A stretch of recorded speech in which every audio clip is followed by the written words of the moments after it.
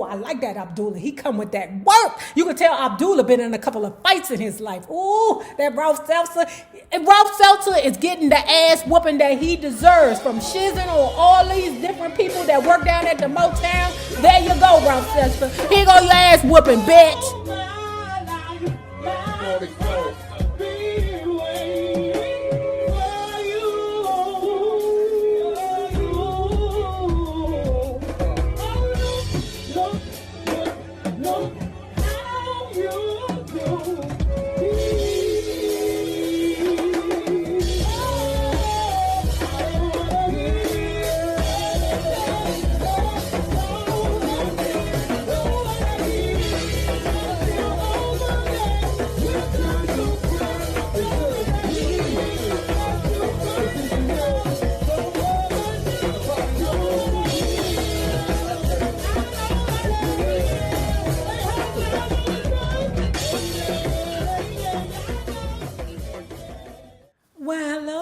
Bugs. Hello there, Bellas. If you have not already done so, please remember to like, share to Facebook, subscribe, and visit UpTopBeauty.com. And if you are not already a part of our book club, please remember to hit the Patreon link below and or the join button here on the YouTube. And for a small monthly fee of $5, you babies, yes you can be privy to all the shenanigans before the YouTube gets it, if the YouTube gets it. Now, let's continue talking about the Untold story. Bury me. Okay, so Abdullah, okay, because every time I think about Abdullah, I'm thinking about Abdullah from Car Wash. What was the black dude name? Y'all help me. The black dude named Abdullah, you know, from Car Wash, and he's a big producer. Ooh, dark-skinned dude, big pink lips, big bug eyes. Damn, why can't I think of his name? But he is awesome. He also played in Menace to Society, right? Y'all put it below. Help me out, right? So this dude, he has been transformed, okay? That's what I love about the Muslims, okay?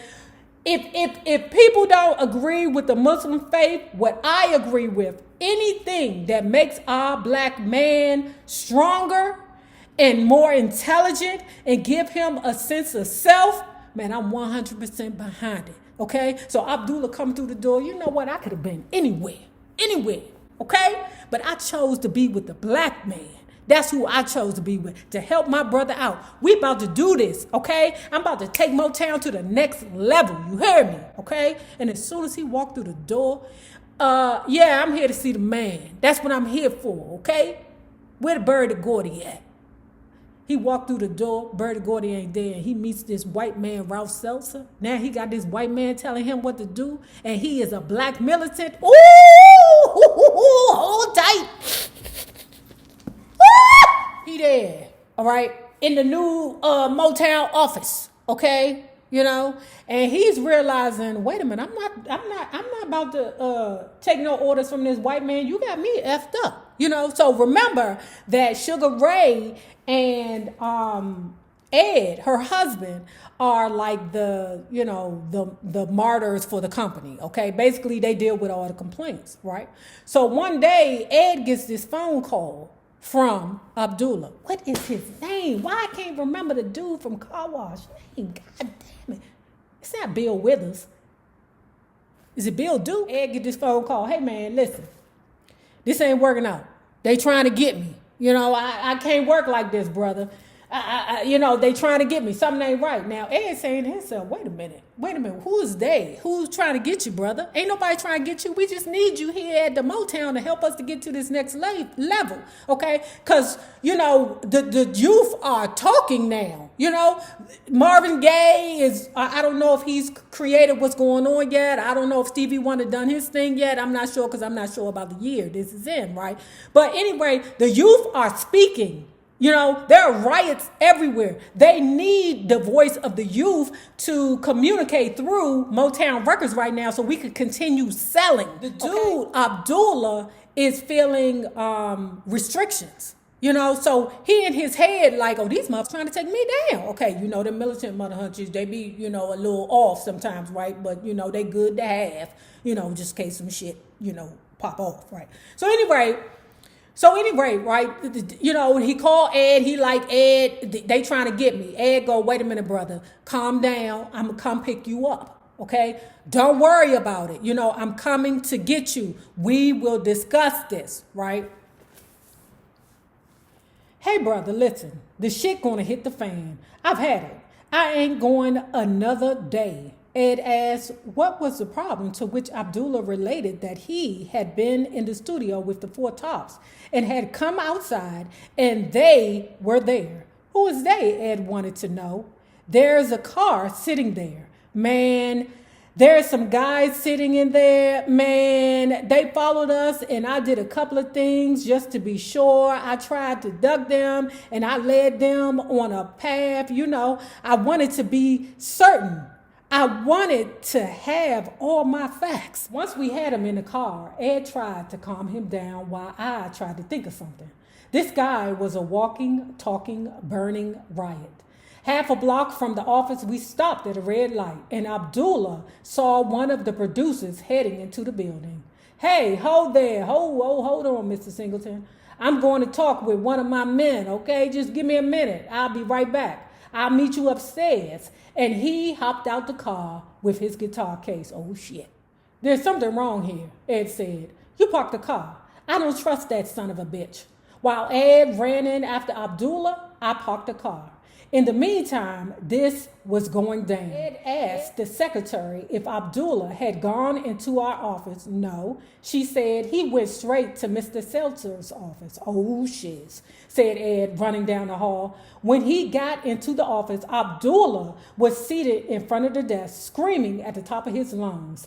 Seltzer, behind the desk and as red as a beet, was scared out of his mind. Abdullah, Ed started. Brother, stay out of it. I told you, man, this blue-eyed devil. Ralph started screaming. I don't have to take this shit. Ed knew the crash had come, and as he lunged forward, Abdullah jumped on top of Ralph's desk. In a single motion, Abdullah snatched a letter opener from the desk and grabbed Ralph by his collar, pulling him out of his seat. The blade was inches from Ralph's face when Ed jumped in between them. The three fell to the floor, wrestling. Ed heaved Abdullah away from Ralph and saw that Ralph's shirt was ripped off. His glasses were askew, and he was convulsing in fear. Hold tight. Give me 2 minutes. I'm going to come back. Let me tell you something that I've always known in life, right? You know how you come across people, whether you work with, whether it's a child, whether, it's just some female that you are an acquaintance, and they have like this strange behavior, okay? And you saying to yourself, what's wrong with them? Why are they so entitled? Why do they feel that they can talk to people any kind of way, do any kind of thing to anybody and everybody? And 9 times out of 10, it's because they've never gotten their ass beat before. You hear me? When you come across people that are reckless out the mouth, it's either one or two things. Either they got that work with them, or they ain't never got their ass beat before, okay? Because I know some Sagittarians that didn't put their work in and they will say anything out their mouth, just like Mick. Mick will say anything out her mouth because she can back it up. You know what I'm saying? Or it's the complete opposite. A ninja ain't never got his ass beat before. And I have met people along the way that I'm like, ooh, you must have been sheltered. Ooh, poor thing. Poor thing. Somebody gonna whoop your ass one day. You do know that, right? It just takes for you to say the wrong thing to the right mother hunchy, and they gonna drag you all up and down this country. You heard me. That's not gonna happen to me until it happens. And when they get that first ass beaten, change their whole life. Ralph Seltzer got his life changed that day. Ralph shouted, "The last man who slapped me was my father, and I just buried him." So what? He just died. Ed looked down at his ruined suit. He had cuts and bruises all over him, and his hands were bleeding. Then suddenly, Abdullah jumped up, grabbed his guitar case, and stalked Ralph again. Ed tackled Abdullah. The guitar case opened, and a machete fell out. "Nigga! Okay? That's why I say the Muslims don't play with you. Okay? Ooh, I like that Abdullah. He come with that work. You can tell Abdullah been in a couple of fights in his life. Ooh, that Ralph Seltzer. And Ralph Seltzer is getting the ass whooping that he deserves from Shizen or all these different people that work down at the Motown. There you go, Ralph Seltzer. Here go your ass whooping, bitch. Ed tackled Abdullah. The guitar case opened and a machete fell out. As a security guard walked in the office, Ed looked over at Ralph and saw that at least there was a recognition in the other man's eye that Ed had just saved his life. Ed shoved Abdullah into our office and closed the door, making the guard stay by the door, then raced back to Ralph's office. Look, draw up some release papers for this kid. Get me a ticket, some money, and let me take him to the airport, away from here. For once, Ralph obliged. All it takes is for him to get his ass whooped. That's all I'm telling you. All you needed was an ass whooping. Abdullah thought that, it was absurd. Wait a minute, brother. Wait a minute. You know this a damn blue-eyed devil over here. What you trying to do, brother? I ain't going nowhere.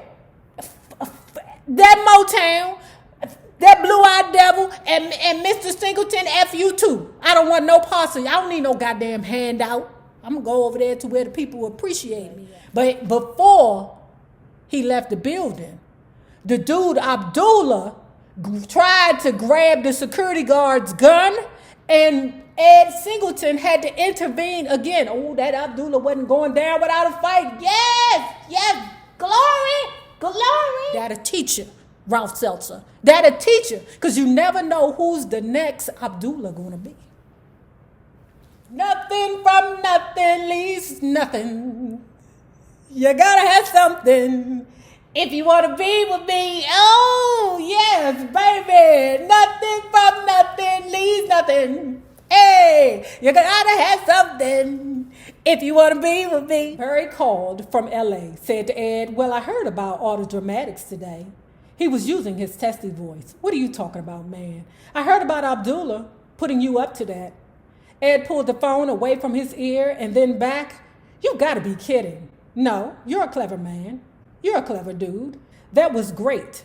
You're fantastic, Barry laughing without humor. Let me tell you something, Ed said. It's a good thing you're in California, because if you were anywhere close, we'd have a dance today, brother. Ed was starting to boil. My nerves are fucked up enough as it is. Got my suit all messed up. My hand is all bandaged up. No, but that's the way you set it up. You're clever. Ed was in no shape to match wits with Barry. And the conversation followed, whereas a few unpleasant phrases were uttered. Barry maintained that a certain insider had told him what had gone down. I knew better. It was the game, the perfect way to cast off his own responsibility in the events that had happened.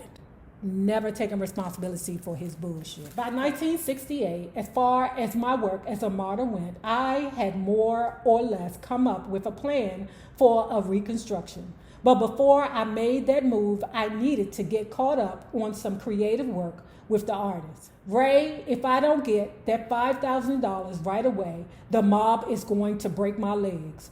Ron Miller burst into my office as white as a ghost. Ron was a gambler, always about to get his legs broken. Gambling almost came with the Motown badge, and poor Ron had downright horrible luck. Yet he couldn't stop himself. The same old song. On this occasion, however, I was able to get him the advance. Besides being a gambler, Ron was a frustrated writer who specialized in pre-rock hit parade pop songs, pretty melodies without much emphasis on beat. Barry liked him and believed he could get his ideas across, and his funny temperament completely endeared him to me. The songs he had written for Stevie Wonder, A Place in the Sun, and Traveling Man were early examples of what Ron could do.